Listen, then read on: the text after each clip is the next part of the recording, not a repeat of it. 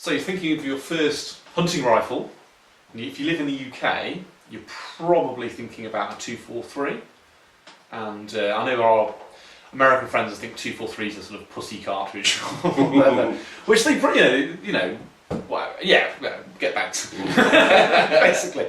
But it's actually an amazing cartridge, really. It is, yeah. To be honest, in terms of the UK, there's not really anything you're likely to ever want to shoot that you can't shoot with a 243. I don't think you can shoot red deer. I'm not sure. I think a 308 will cover everything, but most people, especially if you're foxing, will shoot by a 243. A lot of people will buy 223 purely for foxing, but if you buy a 243, which is the reason why both of us bought a 243, is you can shoot foxes with it absolutely no problem, and you can shoot virtually every deer species with it. Well, that's the thing. Yeah. But there's also the, again, this is something that why it surprises me that they're not more popular in the States, is how diverse a cartridge the 243 is. And it just so happens that I brought a box of PPU and Tom brought a box of Seiko ammo, which is something we'll come on to in a minute in terms of cost, because there's an insane difference in what you can pay. Yes. But in terms of diversity, these are 100 grain soft point. Now, 100 grain soft point is going at about 3,400 feet per second, something like that.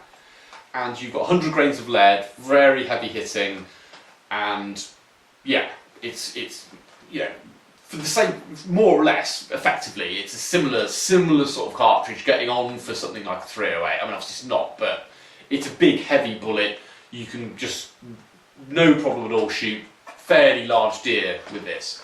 But if you did want to do some varminting, like Tom was saying, like shooting, foxes, or in the States you shoot coyotes and you could shoot rabbits with it. It's perfectly legal. I have to. Yeah, you have to shoot rabbits with it. I shot a squirrel with mine. Not much left to eat though. Squirrel with these as well. Well, this is something that I was told. I'm very new to this. I've recently just bought this gun. I'm not, as I've mentioned before, I'm not great with rifles. I have a terrible flinch. I have problems closing my left eye. My face gets scrunched up and I shake. And well, there is a solution for that. With practice is the most thing. And an eye patch. And come up to Grimsby with yes, and we'll go to the Ash. Do some long range shooting. Shoot UK and we'll. But these are designed for shooting, like you said, varmints. Yes. Foxes. You can shoot deer with these, but you will muck up the meat. And obviously, if you're going for a heart shot, it's going to get through the rib cage. It's going to get through all the. It's not. It's not ideal. You're much more likely to, if it's especially a fairly large deer. With these, you're more likely to injure them. Basically, because you won't get the penetration. But that's because rather than 100 grains, with this you've got 70 grains, and you can go lower too. And these have got a ballistic tip, so I mean you won't be able to see very well on camera, but rather than it just being soft lead on the tip like these have got, so it just allows it to open out a bit better.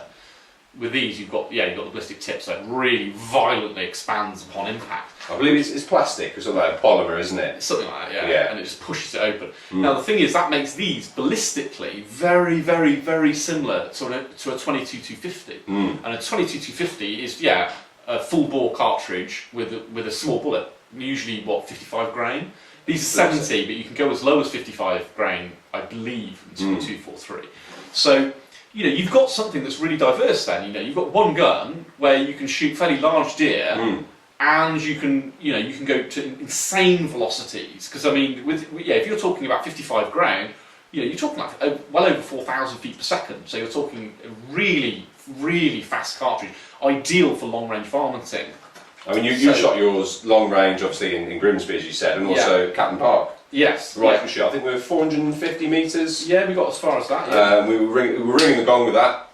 No problem. Well, with this, it was easy. Yeah. And that's using almost too easy, wasn't it? Even with a scope that doesn't have a lot of magnification on it. Well, this has only got 6 times magnification, and it's an old Schmidt and Bender. It's got beautiful, beautiful glass in it. Lovely piece of kit, that. But there's no mil dots or anything like that. It's just a straight cross set, because basically this is zeroed for 50 metres, which means it's basically also got a zero at 200 metres, and at 100 metres it'll shoot about that much too high. And if you shoot really close, I was glad I missed, if I'm honest, because I shot a rabbit at about 30 metres with it, and it went over its head. It will do that as well. But pretty much, especially if it's a deer-sized target. nearest next to a difference. You put that crosshair on it, anything that's 200, and you will hit it where you're aiming, more or less. That when you go out further, I mean, I was going out to like 350 meters, and you know how it is when you've got someone spotting for you. You're just sort of guessing, sort of thing. But within no time at all, I was just holding over like that much on the reticle from my perspective, and I was just banging that gong over and over again. But what we really wanted to talk about is obviously when you decide, okay, I'm going to buy a centerfire 243 rifle. What do you go and buy? There's plenty out there. It's a bit of a minefield. Obviously, like us, we were fairly new to shooting. We've been shooting properly for a few years now, more than 5 years. We've renewed our shotgun certificate. There are many choices on the market, and we've both gone down very different routes. I've mentioned before we have very different tastes in rifles. Sam likes something that is great to look at, is great to hold, is brand new as well. That's something that Sam is really big on. He loves a brand new gun, so all the dings on that are his own. I can understand that. Yeah. My point of view. I like many dings. I like a bargain. I absolutely love haggling. I'm a used car dealer. I buy. Yeah, I'm tight as well. I buy and sell cars for a living. It's something I'd like to think I'm reasonably good at.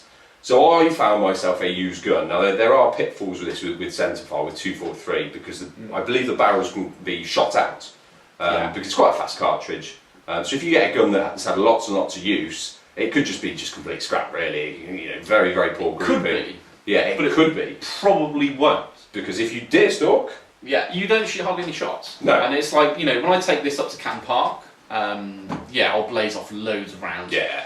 It's enormous fun, isn't it? But even down at the range, I don't shoot more than maybe 10 rounds or so. No. Because I'm not taking taking cost of the cartridges as well. I'm not, it's especially on a 50-metre range, I'm not getting a real kick out of being, it's going to shoot through the same hole anyway. Pretty much. So I'm just checking the zero, really, and then that's it. And then I'll go out, and if I'm shooting at foxes or whatever, then I'll walk around for like an entire evening and fire one shot.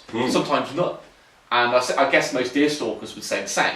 Yeah. So the chances are that really, you buy a 243 second-hand, even an old one. Yeah. The chance of it having more than even maybe 500 rounds fired through it, chances are it probably hasn't. Even if it's really hammered relatively, it's still probably 1,000. Well, I had a good chat with a bloke, and he was a lovely chap. He used to live in Scotland, so he did a bit of stalking. He wasn't really into rifles. He was massively into shotguns, pheasant shooting. I had a good chat with him. He said, I shot the odd row with it. Where he lived was in Spalding now, where it's very flat, and he said, I can't really shoot around here, it's not particularly safe, so I'm selling the gun. I had a lovely chat with him. Don't commit yourself. He actually said to me, don't want to buy this gun without seeing it. It was a 3-hour drive for me, which is quite a long way. I could have had it sent via RFD. He said, really lad, you want to come and have a look at it, which I did. I had a good look down the bore, and it does have some very good rifling in there. So he wasn't lying. It's not been shot a lot. I just lifted it up. It is very heavy. Luckily, I wanted a package. I didn't want to buy a rifle, buy a scope and a moderator and bipod. It came with everything that's here, even this leather strap. How much was it? It was £345, which I think is an absolute very bargain. Yeah, it's an old Bruno or CZ. It's probably 30 years old, but it is in very good nick. Well, I was quite impressed with the magazine, the wear on it. It looks like an old American ex-police AR-15 that's had all the bluing worn off. It's something to behold. Yes. It looks very cool. It's all metal, it's quite heavy, 3 shots, but I feel like I could bang nails in with this all day long. But that's what I like. Put it straight back in the gun. That's what I like with CZ though. And I was just saying before that they're very utilitarian. Yes, but at the same time they don't do plastic. They take my Tika. Perfectly good magazine. Yeah, definitely. Yeah, very good design. Yeah, it is plastic. And the lower on the rifle is plastic too. Well, which doesn't matter. It doesn't do any harm. But it's plastic. And there is a company I think in Texas that makes metal parts that you can replace. So you can replace all this, and you can get metal mags too if you really want to. If you so desire. But it does the job. But really, what this comes down to is cost and what you really want. Because if you're like me, and for you, a rifle is a really personal thing, and it's like a piece of art, that you kind of you use to shoot. But I don't know. There's something about it that I really want to be all mine. Yes. In terms of the bullets that have been fired out of it, and the knocks and whatever. Tom was describing this as the upper end of the scale, and it really isn't. Yeah. This is really actually relatively budget for a 243, but all new. You're talking a fair few quid here. This silencer on the end, this is a DPT silencer, and it's modular. So up into about here, about halfway along, that goes over the barrel, and then you've got different modules about this size you screw on, and you can buy extra ones if you want. That costs £250 just on its own.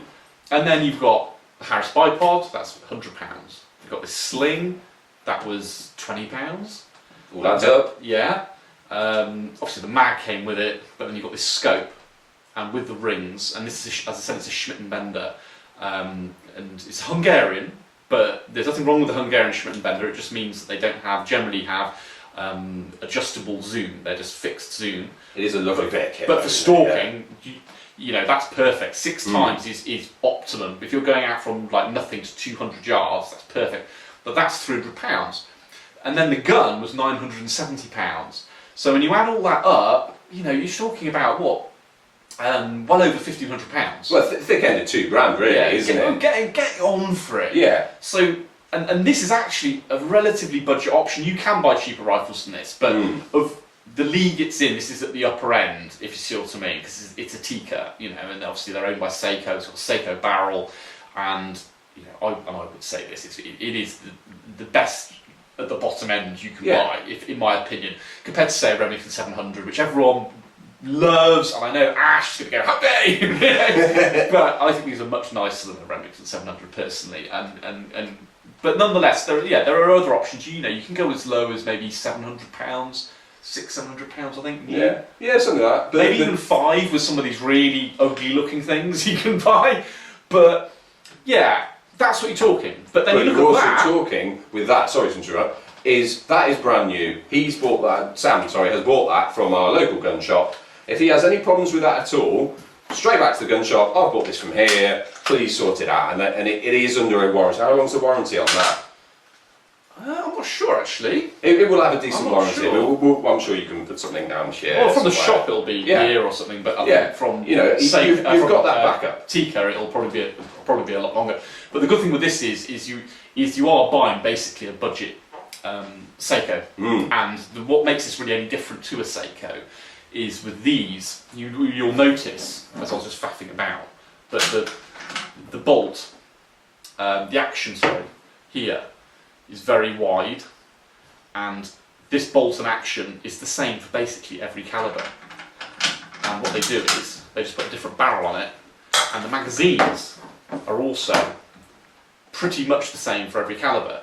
On mine, because it's 243, it's blocked off here, but they just take that bit out and put another bit in, and then that magazine would be suitable for like a 3006 or 270 or whatever it is you want to have. Makes a gun cheaper because it's production cost. Because it's a production cost as well. If you buy a Seiko, pretty much every single Seiko you buy in every single calibre is specifically built to be that calibre, which is why they're more expensive. So you're getting a good deal, but you're still, as we say, getting on for a couple of grand, which are all the bits. And then so I could have spent a lot more than that on the scope, and I will actually be buying an ATN scope fairly soon.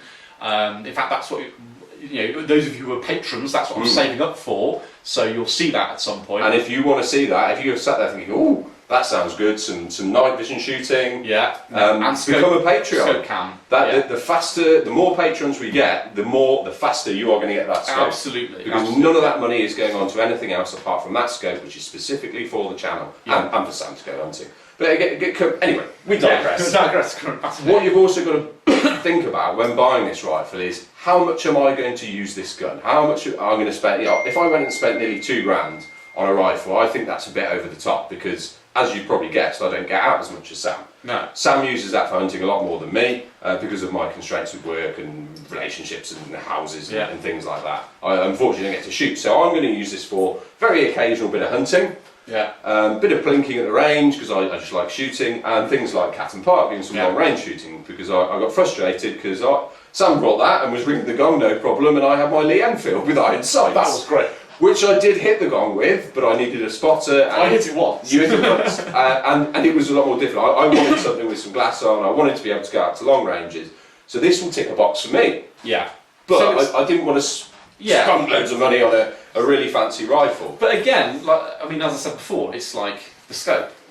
You know, if you buy a second-hand rifle, you might get one with a really nice scope on it. Maybe an old scope. You know, Tom could have easily ended up having a similar scope to this that could have come on that.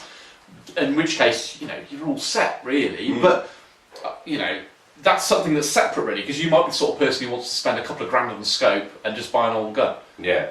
I doubt it, but but don't buy a brand new gun and think I'm just going to put a crappy scope on it, because then you're just not getting the most out of it. But really, the final thing to mention, which is going back to the ammo, because you know, I mean, obviously we're not comparing like for like here because these are different kinds of 243 ammo. But I've actually got some 100 grain Seiko at home that I bought not that long ago. Now, if you're buying a really expensive, really nice, very accurate rifle that's definitely, I mean, these don't come out of factory unless they're sub 1 MOA at 100 yards, and really they're, you know, and they worked when I was first shooting it because I was. You know, I don't know what they claimed about these when they came out, but I'm not sure if I was actually born then. To be honest with you. But there is a saying in the Czech Republic that the Czechs have golden hands. Which means they're very good at building things. Yeah, I know, absolutely. Yeah, I know this because I went to the Czech Republic this year and fired lots of Section 5 stuff effectively. So if you are thinking of doing that, you want to shoot pistols and SLRs, Czech Republic is a brilliant. But anyway, sorry, I digress. Anyway, you know, you've got to think about the ammo you're using because the ammo actually makes a big difference. And it's funny because some of the videos I've been doing. And people have seen me shooting PPU, and they're like, don't what you shooting PPU for? It's cheap crap and all the rest of it. And I'm like, well, the reason I'm shooting it is because a box of these, which is a box of 20 100 grain soft points, costs me £14 for a box. If I buy Seiko, which is what I did the other day, it costs me £28 for a box, which is a big difference when you're plinking. That said, I at the time thought, there can't be that much difference. I mean, with these, I managed to shoot a small rabbit through the shoulder at about 170, 180 yards, which, you know, it's pretty bloody accurate from my perspective. It's certainly accurate enough. But I was at the range the other day and I thought, I'll fire just 2 or 3 shots of this Seiko ammo and then 2 or 3 shots of PPU and just see what the difference was. And honest to God, the Seiko ammo was literally through the same hole, like no problem at all. And the PPU was more... It was good, but it was a tight group, but it wasn't literally through the same hole, which the Seiko ammo was. So it is worth it's something to bear in mind. But then again, if you are, like I was just saying before, you know, hunting with it, you're not actually shooting that much ammo, then maybe Seiko's a good thing to use. It's not such a problem. I mean, obviously, shotgun shooting, you're going to go out, you got pigeon shooting, you can shoot, depending on how many birds you shoot, I suppose 50 rounds perhaps. If you have a really big day, you might be hundreds, maybe even thousands. A few hundred quid for 1,000 12 gauge cartridges isn't that big a deal. Yeah. It's not, I know it's not a big deal, it's a few hundred quid. But imagine if you're doing that with this. Yeah. You know, this stuff, I can't remember how much it was. It wasn't bloody cheap. It was 30 quid plus a box, which is in excess of £1 a shot. More than £1 a shot. Yeah. Which I told one of my non-shooting friends about it, and he just could not believe the amount of money that I spend on shooting. But it can be worth doing. It can be. I think it's worth doing because I thoroughly enjoy shooting. Well, the thing is, if you were like a purist hunter and you weren't going to do anything more than zero your rifle, and then you're just going to go and hunt, then just stick to Seiko. Lay out the initial outlay for a couple of boxes of Seiko. Bite the bullet, pay about 60 quid.